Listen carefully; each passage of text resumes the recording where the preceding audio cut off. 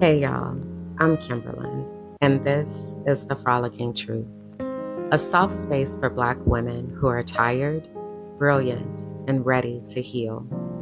Here, joy meets justice. We calm our Black ass nervous systems, we unmask, and we leave behind whatever that is trying to kill us. You're seen here, you're safe here, and you don't have to do this alone.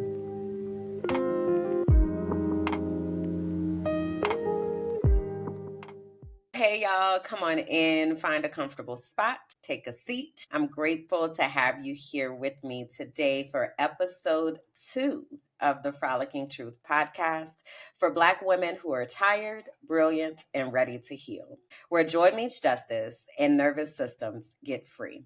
That doesn't mean that you aren't welcome if you don't identify with any of those descriptors. It just means that when you come ready to listen, ready to learn, and ready to support. So I'm going to go ahead and jump right into the things. Our first segment is called the Auntie Check-In, and this is our opportunity to kind of just breathe, maybe laugh, cry, like personal updates, what's been on my heart, like all the things, right? How are the aunties doing? What I wanted to do today is to take some time to reflect because I was watching my favorite podcasting universe is Kev on Stage Studios and Kev on Stage's universe. And my favorite podcasts within that universe are Gin and Juice and Here's the Thing. And this week, there have been a lot of conversations about drinking and food. And it made me remember, like, I never really announced or shared publicly that I stopped drinking in September of 2022. I've said it kind of like in passing in different videos and I've referenced it and stuff, but it came up the other day when I was talking to Darianne from Therapy for Us podcast. And if you haven't seen my episode, you need to go watch that. I'm gonna put the link here into the description so that you can see it.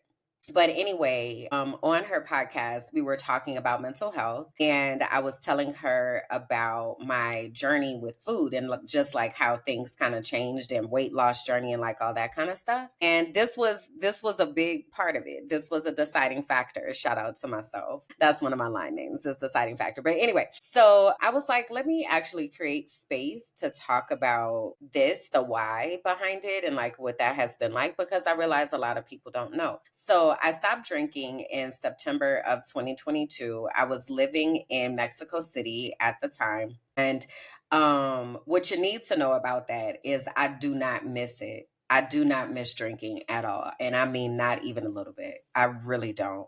I was listening to Mel share how they had gone to see Cowboy Carter and she lost track of the drinks that she had had and all that kind of stuff and just wound up sick and the things.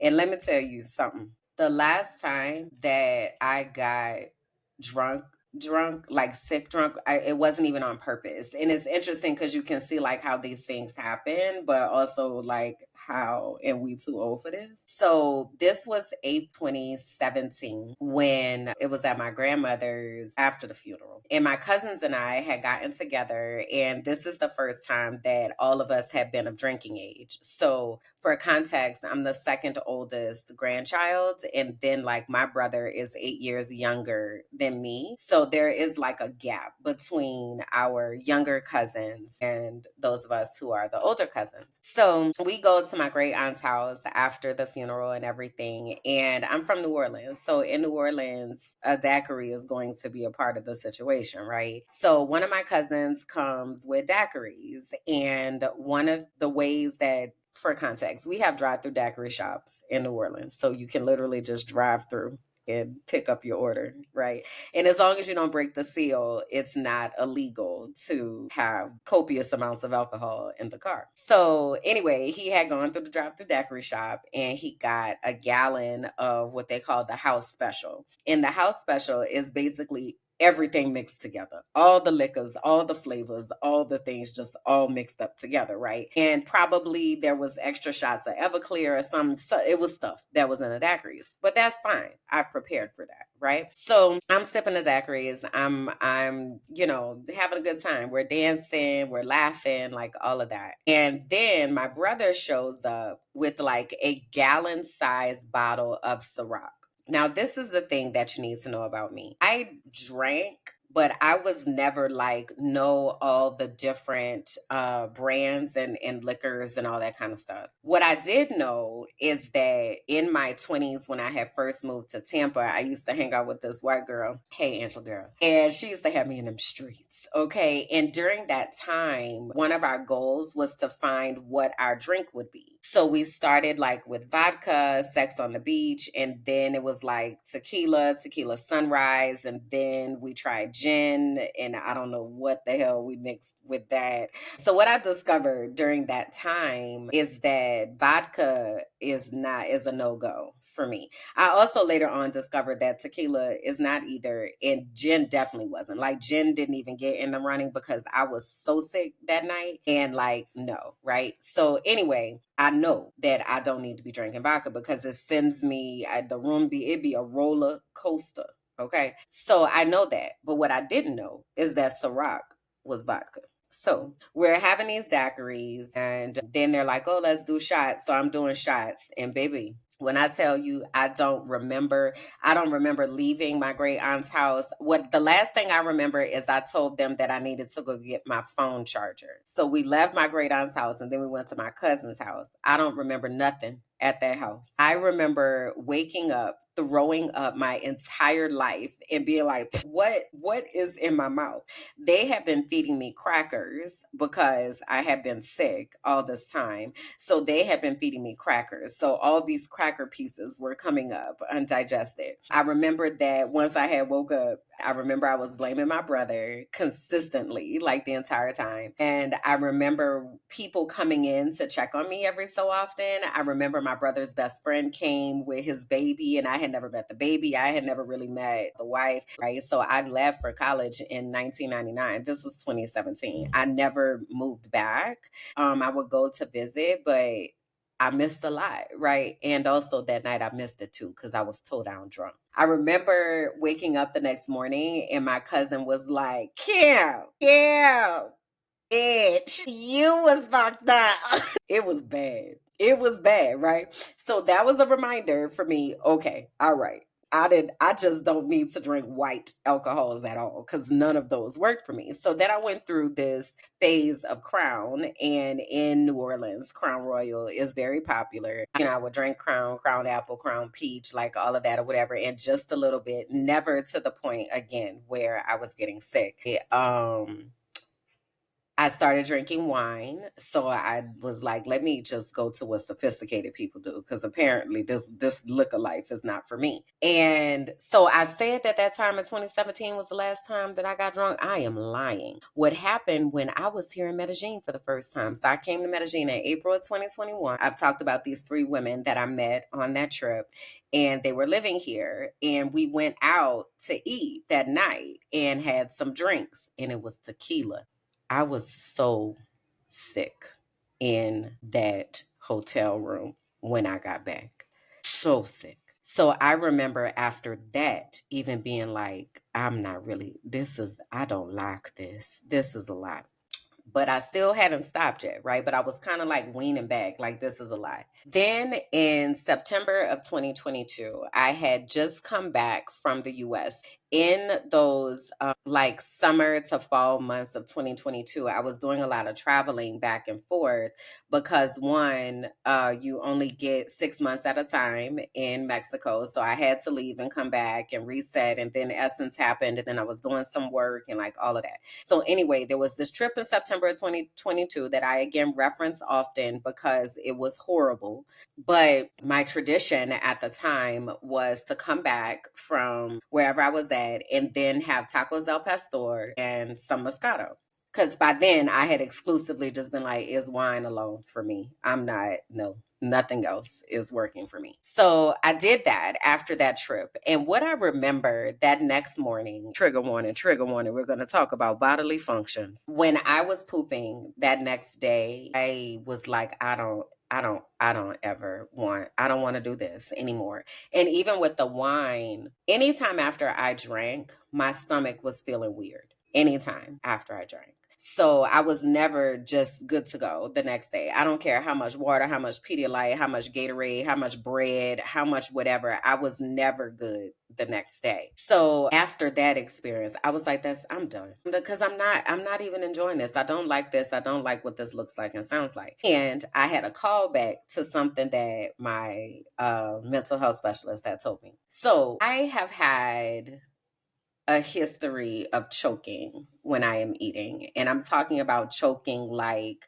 do the Heimlich maneuver, she's about to die choking. So when I was in college, my freshman year in college, it was Fried Chicken Wednesday. And I went to Fisk University, shout out, home of the Bulldogs. We had all gone to the cafeteria for Fried Chicken Wednesday. And you got to get there early, like, because the line be out the door, all of that, right? So you get your food, you get your table, and then you get the drinks and all that kind of stuff. So we're sitting down. It's a group of probably about 7 or 8 of us, and somebody takes the drink orders. So, it's just like, what you having? So I'm like, let me get a pink lemonade, right? So I'm sitting there, I'm eating a chicken. And at some point, I was like,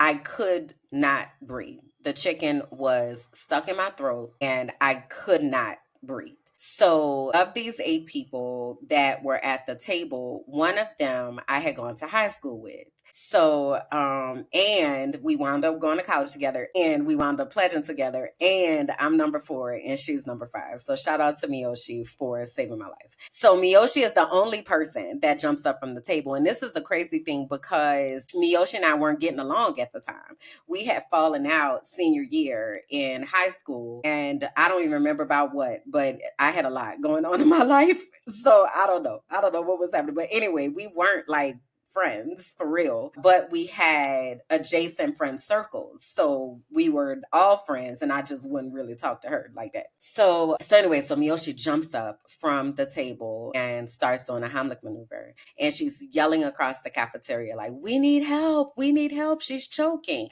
Well, this is the thing. One is our friend group was not always very serious. We were often very much joking and playing and all of that kind of stuff. So a lot of people thought that she was playing. I was having an outer body experience. So I am now lifted up above myself, watching her do the Heimlich maneuver and looking at all the people in the cafeteria not responding at all because they think that we're playing. So she keeps doing the Heimlich maneuver. Finally, the chicken comes up. I vomit all over the floor and was like, oh my God, I was about to die just now. And that was wild. And also, I didn't stop eating chicken at that time. It took I think I stopped eating chicken somewhere around like when was I mentioning? I got this. So this was maybe like 2015. And it's interesting because it wasn't because I wanted to. And let me say that with everything that I'm about to say, none of the changes that I have made with alcohol consumption or with the types of food that I eat have been because I was like, I want to stop eating this. That was not it. It was very much my body was like, we're done. We're done. We're done. Okay. So with chicken, I had another friend who was a vegetarian and wound up going vegan later, but I had bought some chicken wings. So we had this place in Tampa that we call Gyros. It's actually gyro. I didn't learn it until later, but we called it Gyros. So I would go to Gyros and I would get chicken wings. So I had went to her office and I was eating lunch in her office and I was eating chicken wings. And she was like, oh my God. How can you eat that? Like how? And I was like, girl, it's so easy. You pick it up, you bite, and you chew. So she was just appalled. She's like, oh my God, and chickens have hairs on them and blah, blah, blah. And I was like, girl, whatevs, right? So we have that conversation. So I guess this was January 2016 maybe. At my church, we would do a Daniel's fast every New Year. So a 21-day Daniel's fast. And basically a Daniel's fast is almost like a vegan diet. So it's no meats, no dairy, no sweets. I don't remember the other rules. But anyway, so So we would do that. And I was participating in that because I was trying to be a good Christian, right, at the time. And I did the Daniel's fast. And then my tradition was after the Daniel's fast, I would go to Gyro's and I would get me some chicken wings and some shrimp. And usually I'd be in the line at midnight. You know, like as soon as this clock strike, I'm gonna go down.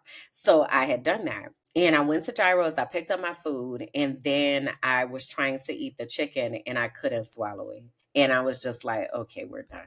Like I've tried, we're done. There was maybe one time after that, I remember specifically that I had taken some students to an event and they had chicken tenders from this place called PDQ. And those chicken tenders used to be bussin'. So I was like, this smells so good. And I was like, let me just try. Let me see. Couldn't swallow it. So then I was like, okay, I'm done. I'm done eating chicken. So I had stopped eating chicken, but I was still eating beef and pork, lamb, and the things, right? So now 2022, I've had my tacos al pastor in Mexico and I just could not. I was like, I don't want to smell this again. Oh, and so this is what happened that I knew the difference. When I had first moved to Mexico in 2021, so October of 2021, I did this raw vegan cleanse with Nzinga Onewosa. And during that cleanse, I remember I think I modified it because like the first it was a very like soft entry. So the first week you took away maybe breakfast. So then you had like smoothies for breakfast every day. And then the second week you started introducing lunches. So then it was like maybe a smoothie for breakfast and like some type of salad type situation for lunch. And then the third week was all the things. But I feel like I still was doing fish because I really just I couldn't wrap my mind around not having any like everything being raw vegan. I wasn't wrapping it around. But what I had noticed during that time, so Nzinga was like, what did you feel as we were debriefing the experience? She was like, what did you feel? What did that look like, sound like? And I was like, honestly, I didn't feel a lot of changes physically. Like I didn't lose a whole bunch of weight or anything like that. But what I did notice is my poop didn't stink and I had a lot of mental clarity. So she was like, well, yeah, you know, that's feasible, especially because when we eat certain foods, it causes inflammation in our body and that inflammation can translate into brain fog and, you know, all of that. It disrupts our system. So she was like, yeah, I can see that you had some mental clarity. And that was kind of the thing that stuck with me. But I still continued eating meat. Like after that, I was like, that was nice. That was cool. And also not feasible. Girl, let me go eat the things, right? So I still wasn't eating chicken, but I definitely was still eating beef, pork, lamb, and seafood. So that had happened in 2021. So fast forward 2022, where I have this realization in the bathroom, I was like, it's death. I cannot do this. I cannot do this anymore. Okay. So I know I keep jumping back and forth, but now, back in 2020, when I was living in Pennsylvania, I mentioned one of my mental health specialists because I had had a situation where I wound up choking and I had to do the Heimlich maneuver to myself on the counter. And it scared me. It was around the same time that I had the realization of when I was standing on the third floor and I was like, if I fall, it's going to be at least 2 weeks before anybody knows that anything happened to me. Well, the same thing. If I choke and pass out, it's going to be some time before anybody knows that I'm missing and that something happened. So I was talking about that with my therapist at the time, and she was like, you know, I really now remember this is 2021, so this is a full year before I stopped. But she was like, I think your body is trying to tell you something. I think your body is telling you that it does not want those type of inputs. So like you're going to have to look into like kosher preparations or something. So what she said to me that came back up to me in that same moment in the bathroom in 2022. And also let me say, I'm not telling y'all this to tell y'all what to do. I'm telling y'all this because these are my experiences. Okay. So if this does not resonate with you, it's okay. And if it does resonate with you, I would love to hear what your thoughts are about it. But I'm not trying to persuade anybody about anything. I'm just telling you what happened to me. So So she told me, she was like, I want you to think about what happens with animals and the fact that, yes, you are eating dead flesh. Like you are, that was an animal, that was a living thing. It was killed, and now you are eating that flesh. So it sounds like, because I had told her about all the other times that I had choked, she was like, it sounds like your body is rejecting that energy. And what I want you to think about is when an animal knows that it's about to die, is secreting cortisol, stress hormones, those hormones, that energy is living within the cells of that animal. And then you cook it up and then you eat it. And your body is like, no, we're not doing that no more. I've heard Tabitha Brown talk about this just recently on a podcast that I was listening to. And she was like, even if the animal is sick, we still fried it up. They tell you that the heat is going to kill it. They don't have any like disclaimers or notices or warnings. Hey, this was a sick animal. And, they just put it on the shelf. So she had told me that. And she was like, so you really might want to look into more ethical ways of sourcing the type of meat that you get. So what I had started doing during that time was buying my meat from the Amish, because I was in Pennsylvania and I knew that they were supposed to be more ethical with the way that they treated their animals. But then I started thinking about, in that bathroom, that the US is not we. The US breeds animals for the purpose of killing them and for food. So it's a market, right? So it's not like these are free range and you're only taking what you need. Like they are mass producing animals. That's why we have so much genetically modified chicken, like all of that kind of stuff that we've seen it in, because we've seen how big the drumsticks get, and the chicken breasts and all that kind of stuff, pump with hormones, all of that. So when an animal is being raised knowing it's about to die, like that's what it's being raised for, to die and be slaughtered, that animal grows up depressed. That animal is not like living a footloose fancy free life, right? Then we eat that. And my body was just like, no mas, no mas. So I stopped eating meat in September of 2022. I still do eat seafood, so I still do eat fish and shrimp. And honestly, sometimes I struggle with that, because if I think about it too much, I can't swallow it. So eggs, I can't really wrap my mind around it too much anymore. And it's interesting because I would love an omelet and some scrambled eggs and like all that, but it's hard. It's really, really difficult for me. And I'm trying to get myself out of a space of forcing myself to eat something just for the sake of eating it when my body does not want it. Because if my body does not want it, I'm not enjoying the eating experience. It's not feeling nourishing to me. So I don't want to do that. So yeah, so that's eggs. And then last year was cheese. So I've tried to stop cheese for a really, really long time, and I have been successful with it off and on, but I love things like breadsticks or cheese sticks, or used to love things like that, mac and cheese, like all of that, right? So then what I started doing was, okay, I'm gonna just do vegan cheese. And then one day I made a grilled cheese with vegan cheese, and I got the ick, and I was like, and we're done with that too. So now I don't eat cheese either. So I said all that to say, it's interesting when you really start to, one, pay attention to your body and what your body is actively telling you. Because I did not realize when I would eat, again, just like when I would drink, I would always get sick. When I would eat, my stomach was always usually hurting afterwards. And because I had never had any different type of experience, I just thought that was normal until 2019. Went to Jamaica. So my 20th high school reunion, we went to Negril, Jamaica, and we went to this farm to table experience called Zambali. And on that property, they took us around and they showed us like the different fruits that they were growing and all of that, and like, this is going to be a part of your meal and blah blah blah. And that experience, that I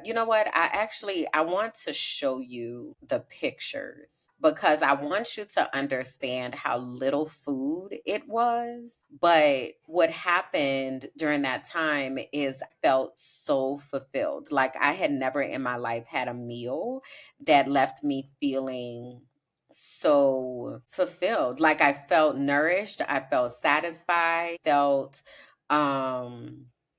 I felt like I was full and satiated, but I wasn't like stuffed. Like I wasn't stuffed and like over like, oh my God, I'm just so sick. Like I wasn't that at all. I was very much just nourished and satisfied. And the way that I felt after that meal was something that I had and have been chasing for a while, because it's really it really changed my life. Okay. So on this salad, that grapefruit that is there on the salad, as well as the lettuce, was grown there on the property. I want to say, yes, there were carrots that was on there, and jicama was also on there, right? And then there was like some type of vinaigrette type dressing or something, right? But also the other thing is that the way that, so grapefruit is not really my favorite because grapefruit is really bitter, but the way that the chef paired the different flavors together was like just so dope. Just so dope.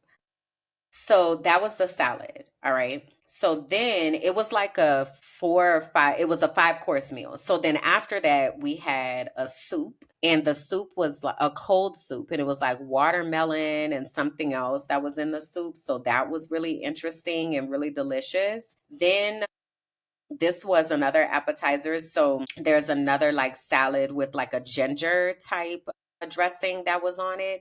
And then these are like empanadas or something. I can't remember what it was stuffed with, but it was stuffed with something, and then this reduction of whatever it was, and then some carrots, right? So that was the next meal. Then this was the actual entree. So this is escoviche, which is a fish, and then there's onions. And what's on top of these onions? Is that an orange? Maybe I can't remember. A piece of okra, like a piece of carrot. I don't know what this other piece of something is under there, and a piece of star fruit. And then it was like a vinegar type reduction that was on top of it. Then for dessert, there's this black cake, and I don't recall exactly what goes into black cake.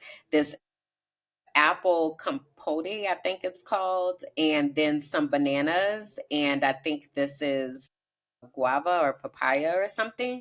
So anyway, that was the meal. Okay, very, very little bit of food, but the energy that I felt when I had that meal was like nothing I had ever experienced. So I had been chasing that feeling for a while as well, because I had never had the feeling of being satisfied without my stomach hurting. So I said all that to say this journey with food and alcohol and being like conscious of the things that I put inside my body is very much something that I'm allowing my body to lead, and not something that I am trying to direct. So I'm trying not to have too many different things, because when I tell you, I can tell immediately if there is something in something that I don't eat. There's another chef that I know here, and he had made this dessert, and the dessert had cream in it. And I didn't know, and it didn't look like it did necessarily. When I tell you, I got so bloated that next day because I don't eat that anymore. And my body was like, no, ma'am. Like I was sick. Even there was another situation around that same time, where two situations actually. I had gone to the park one day to a dance class and wound up getting pizza with somebody, and they told me it was only mushrooms on there. It wound up being chicken on there, and I didn't know until after I bit it, and I was immediately like, I don't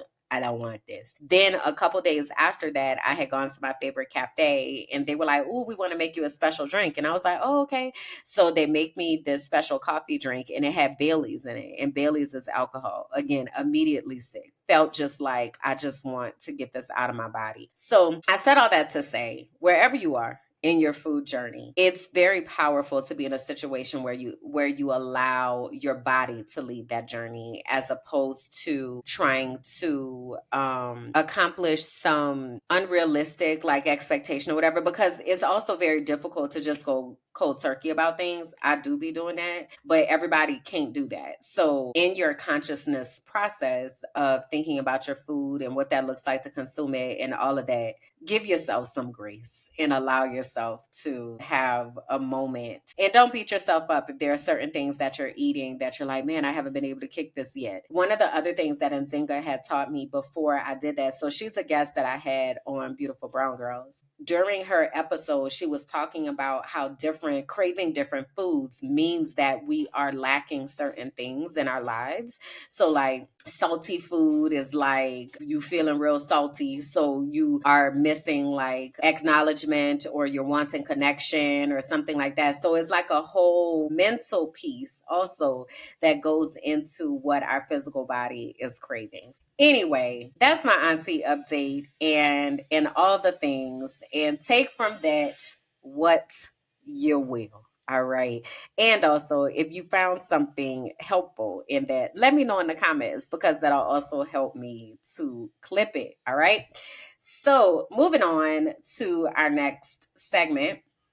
So, our next segment is called The Truth Is. And this is where we like spend a little bit of time talking about some things because it's been a lot that's been going on this week and it's really blowing me like a lot. And I don't even know how to make it all make sense because there's two types of things that's happening right now that's just kind of blowing me. So at first I was going to call this section Who's Protecting the Protectors, because the cost of advocacy and the cost of being an activist has been very steep. And I don't know that many people know, understand, or recognize. I don't know that many people are aware of the types of things that happen and the types of narratives that are created and the type of protection that you just don't get when you work in activism and when you work as an advocate. Combine that with being an activist and an advocate on social media, being a content creator who chooses to tell the truth about things that are happening and chooses to expose things that are happening. It's a thankless, it's a very, very, very, very, very, very thankless job. One of the things that we have seen, especially in people's advocacy for Palestine, is the way that the systems will deprioritize you and create situations that are designed to cause harm. So when I say that, I think about people like Amanda Seales. I started following Amanda Seales back when I first announced that I was going to do acting, modeling, and hosting, because one of the teachers that I used to work with messaged me and she was like, "You need to follow this lady. I used to work with her at MTV and I think that she's like right up your alley." And it was Amanda Seales. So I've been following Amanda Seales since maybe like 2017. And I have watched how her words have been misconstrued, how people have demonized her for speaking the truth, how people have run with stories that don't have factual basis, how in her understanding of her neurodivergence and self-diagnosis of how people have tried to minimize what she experiences within her own body when they don't even know what they experience in theirs. So I've really watched it, and basically what happened is she was talking about Palestine on Instagram and got deprioritized, demonetized.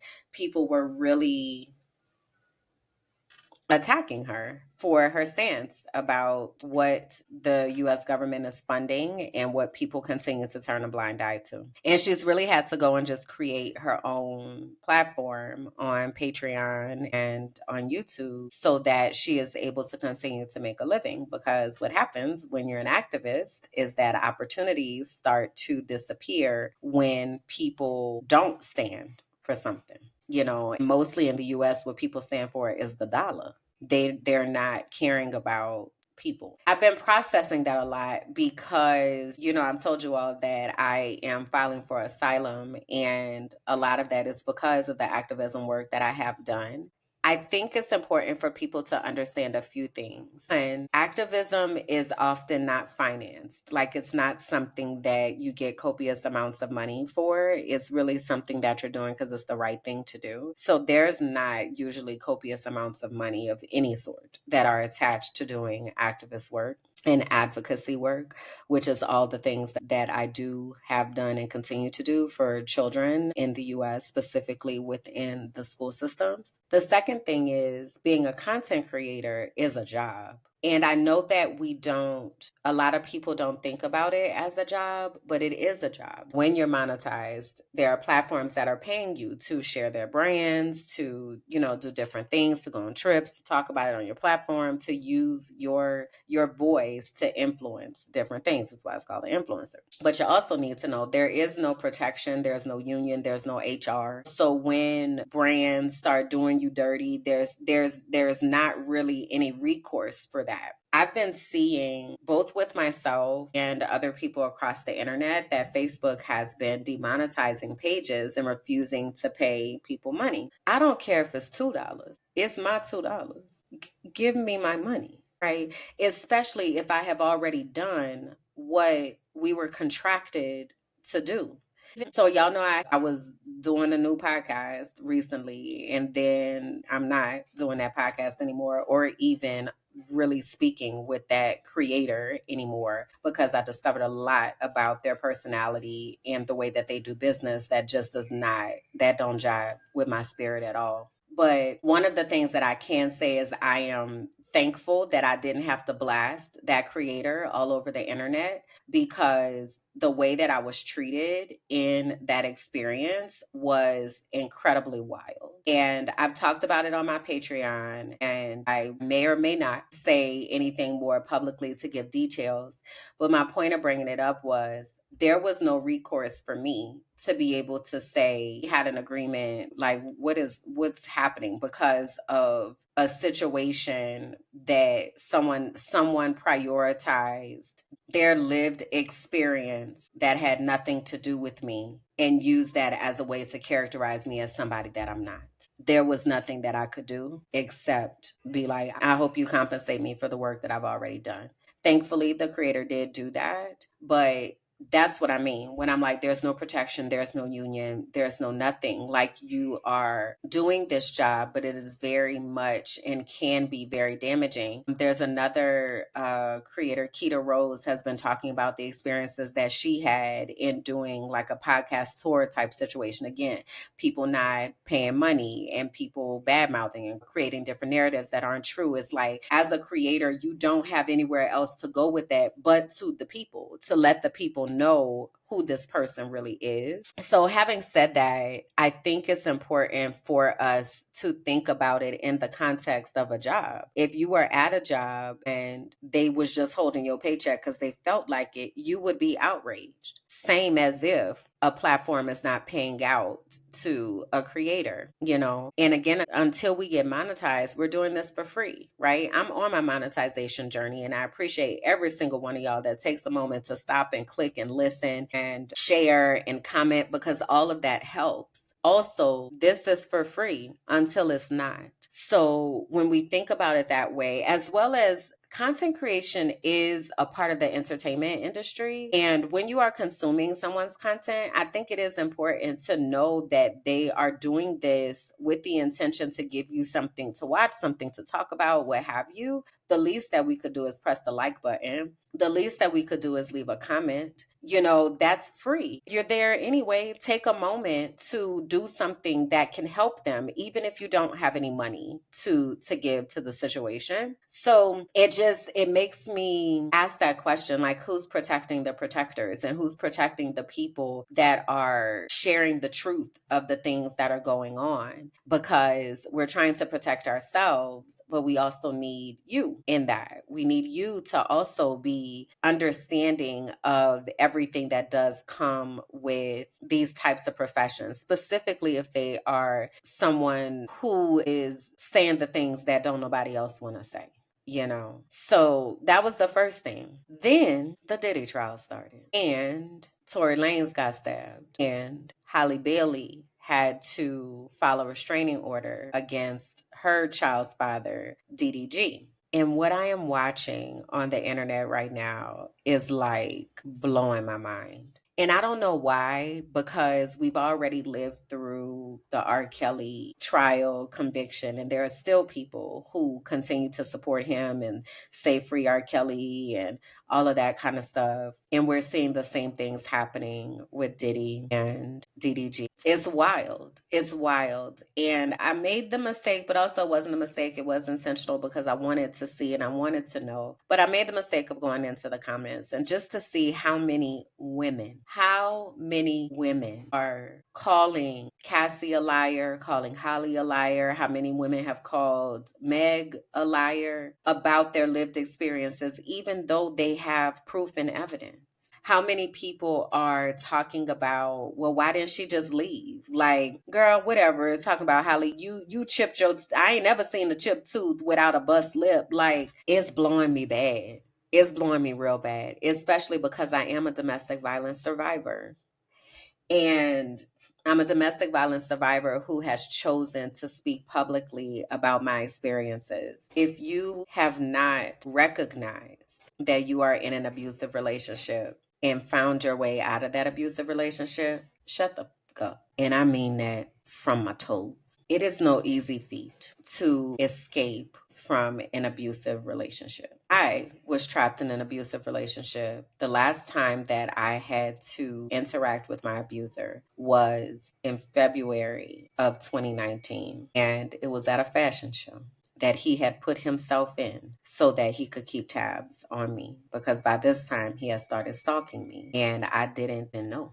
I accepted his engagement. I knew I wasn't getting married to him. I knew that because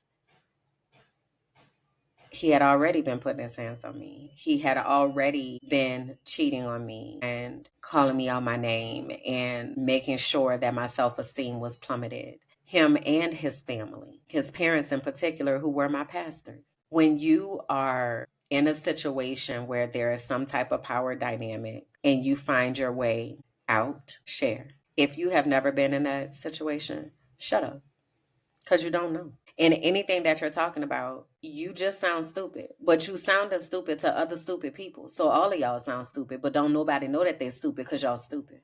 And I don't use that word very lightly. Let me tell you, I don't. And also, you sound dumb, because the effects of abuse are so far reaching. And even if you can't see it on the surface, this situation with this is what's wild. This is what's wildest. Everybody saw that video of Diddy dragging and kicking Cassie down the hall when she was trying to leave, and are still saying things like, well, she would he just a freak, that's all. The way that people can do the mental gymnastics to be able to justify someone's abuse is blowing me down. I mean, down. I don't know how to process that, especially as someone who has escaped an abusive relationship. How you can look at that and find a way to justify why that should have happened. How you can find a way to dismiss that. Oh, well, I mean, saying stuff like,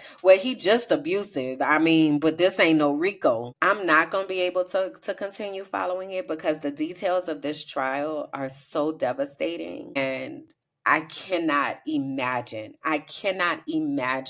the state of mind that Cassie had to be in to feel like this is what she had to do to keep herself safe. I've talked to y'all so many times about our brains, and maybe not necessarily in this space. So let me do that. Okay. When we are experiencing some type of triggering event, some type of trauma, our body can do a few things. We've heard of fight, we've heard of flight, we heard of freeze. We've also maybe heard of fawn. And fawn is when you acquiesce to what they're asking because you feel like that's going to keep you safe. We've seen this in many types of situations.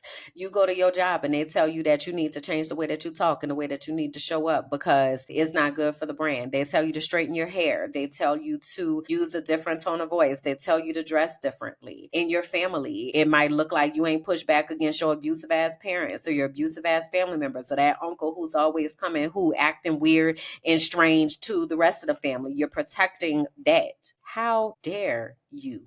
with your simple ass, fix your mouth to talk about how this young woman wasn't able to leave and you can't even stand up to the people in your life. And it's blowing me because these types of people are predators. Let me tell y'all how I almost got caught up. Let me take my sweater off because I'm getting warm because I'm aggravated. And I was trying to decide, I was like, do you really want to talk about this on a podcast? I do and do.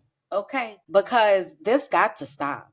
Like it's got to stop. It's got to stop where people are blaming someone for being manipulated in a way. I would have done, you wouldn't have done shit. You ain't done nothing in your own damn life. What is you talking about right now? And if you can't relate, be happy that you can't, as opposed to shaming somebody else for being able to get out of a dangerous situation. Let me tell y'all how I almost got caught up. So I had a friend that I thought that we were friends, at least that we were cool. I thought it was somebody that cared about me. It was somebody that I cared about. We have known each other since we were 3 years old. And he found himself here in Medellin and reached out to me shortly after my mental health crisis. And during that time, I really started to understand he was a Kevin Samuels stan. He loves Diddy. He loves Drake. There's a pattern here. So we're going out like different things. He treat me to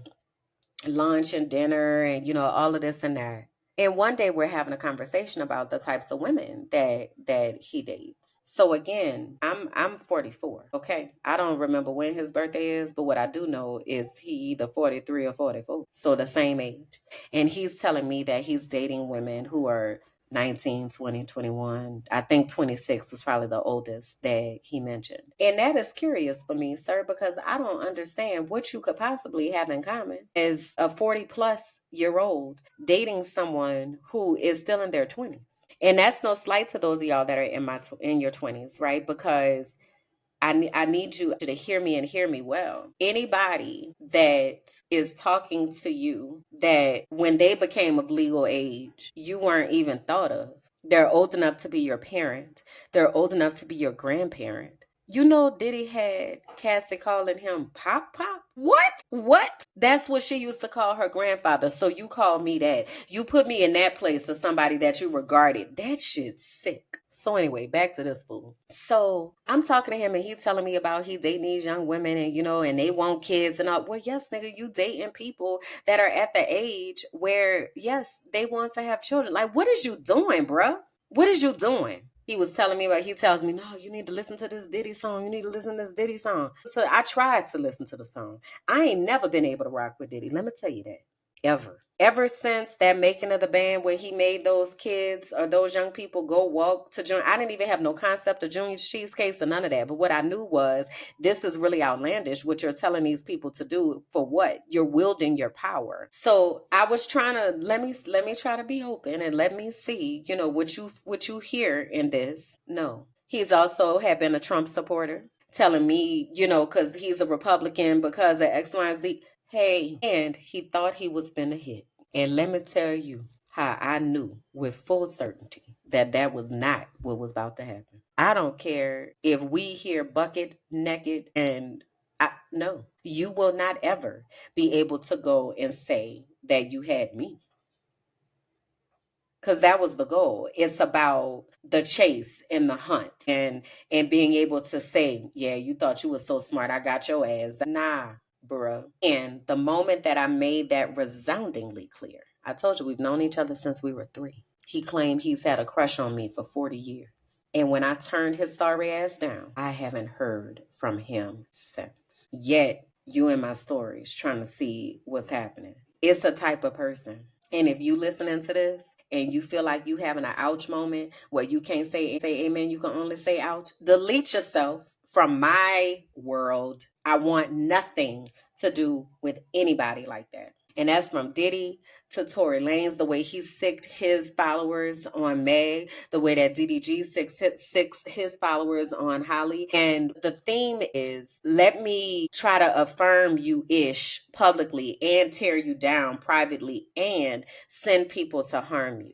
It's trash ass behavior. It's trash ass behavior. And it's blowing me right about now of how many people, but specifically how many women align with this, because it lets me know y'all need some healing. And I'm not the type of person to be like a y'all, but hey, if you finding yourself automatically saying they lying, if you are finding yourself in the face of all this evidence not aligning with these women, you are a part of the problem, ma'am. You are a part of the problem. And you also have probably been abused. But that's not for me and nobody else to wake you up to that. But what you cannot do is sit here and fault women for speaking up about the experiences that they have had that should not have ever happened. So I'm gonna get off of that because I don't want to give it too much more energy. But what I'm gonna say, because we need to give some soul work about this. Your soul work assignment is for you to go and block these people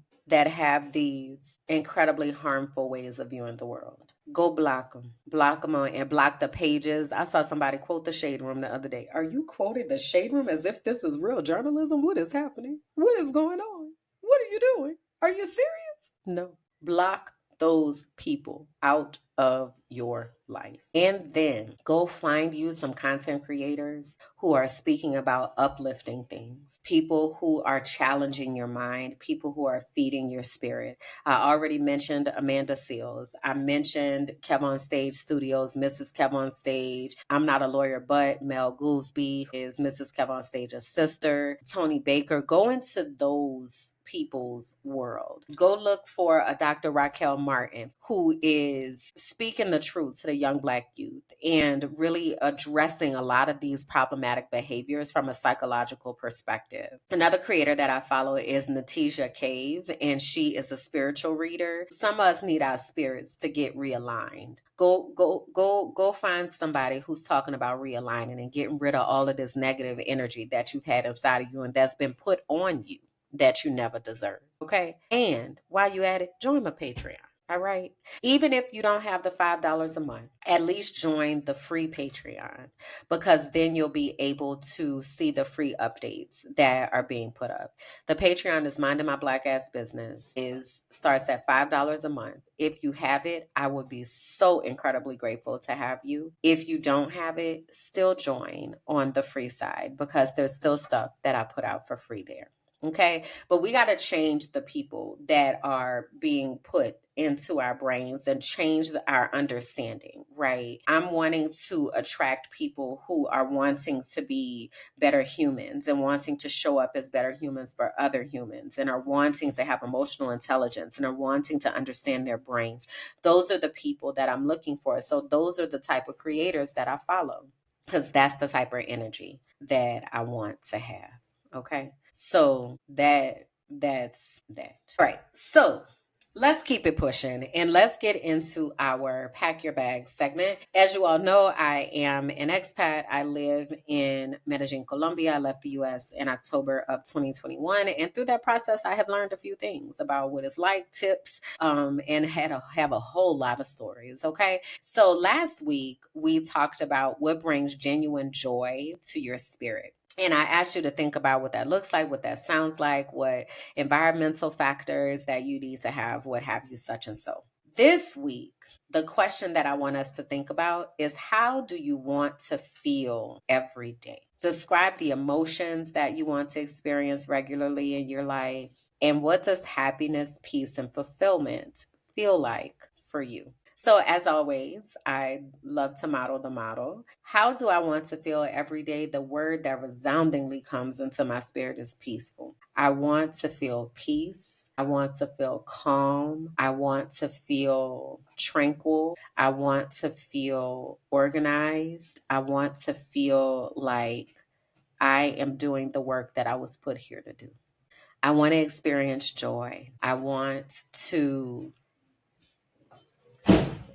have a calm nervous system and a peaceful existence. I want to see the beauties of nature. I want to look at the trees and watch new leaves grow on plants and look at how the bees are working and how the birds are flying. I want to feel centered and grounded. What does that look like for you? What do you want to feel like every day? How do you want to feel every day? Take some time, please, to let me know in the comments what you want that to look like and feel like. All right. So the last thing is called the giggle break, and it's just a moment to just have a moment or to share a funny story. And I mentioned earlier that I was watching Gin and Juice and how much I love the Kev on Stage Studios universe and all of that. And on Gin and Juice, I told you earlier they were talking about drinking and all that kind of stuff. But Mel had all of these stories that she was telling, and it reminded me of the years when I was wilding out in college. Cause baby, that senior year. So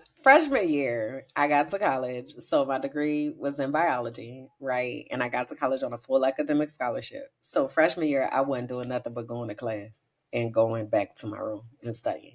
I was taking biology and chemistry and calculus, and it was whipping my ass. Okay. So freshman year, I really didn't do a lot out there in them streets. And I had a boyfriend. Sophomore year, I pledged. Me and my boyfriend had broke up, and I was pledging most of the year. So I was pledging.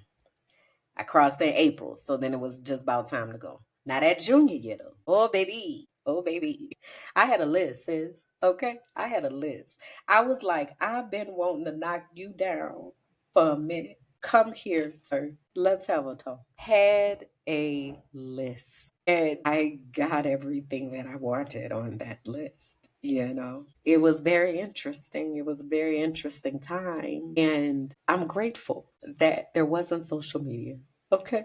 Because it was a lot. I was a Delta. I was the co-captain of the dance team. That was the first year that I snuck into a boy's dorm. It was the year that I said I wanted to have a one night stand. Child, me and my friends had went to downtown Disney. So we wanted to go to Disney World, right? We ain't have no Disney World money. Okay. So we went to downtown Disney and go-karts. Though that was the main parts of this trip that we went on junior year, spring break. And we decided that we were gonna have a one night stand. Me and one of my roommates. We were gonna have a one night stand. And went to the club and found our marks, okay, and accomplished the goal. Right. Boy, the things that have been done. So I just wanted to share that just to normalize. We all be out here wilding out sometimes. And thank God that there are not long lasting consequences or video evidence. Because there is always plausible deniability. All right, y'all. That's it. That's all. Again, I want to give you an invitation to join me in the inner circle again with Patreon. There you are able to comment and reflect on our soul work. You can even chat with me and ask me questions and all of those things. You get a 7-day free trial. So if you join the community and into the inner circle, again, it's only $5 a month. You get 7 days to try it out and see what is happening up in there and what's going on. And then after that, it'll be $5 a month. I invite you to join me there because more and more, that is the spaces that I'm going to, right? I'm putting some things out here on the YouTubes and on the internets, but most of the things are in the Patreon because that is the safest place to be able to do it. And it also gives people the opportunity to support me who want to support, as well as you get benefits for being in there, right? So you also get discounts and you get the opportunities to be in community with like-minded people, which is something, again, that we are trying to establish, babe, because we got to block them folks, okay? As they showing their ass, don't even try to convince them of anything different. Block them, block and be blessed. I am a proud card-carrying member of the Block and Be Blessed ministry, okay? But anyway, as you're blocking them and you're looking for another place to go, consider coming on over to the Patreon and hanging out with me in the inner circle, all right? So this is the lasting thought that I want to leave with you. Reconnect to your body and find your voice. That is where the truth lives. That is where the fullness of who you are lives. That is where God lives. Allow your spirit, your body, and your mind to lead you towards the place of peace. All right? Until next time, bye. Thank you for listening to The Frolicking Truth, where joy meets justice and our nervous systems get free. Please be sure to like, rate, and comment Subscribe to the YouTube page, Minding My Black Ass Business, and follow me on all social platforms. Until next time.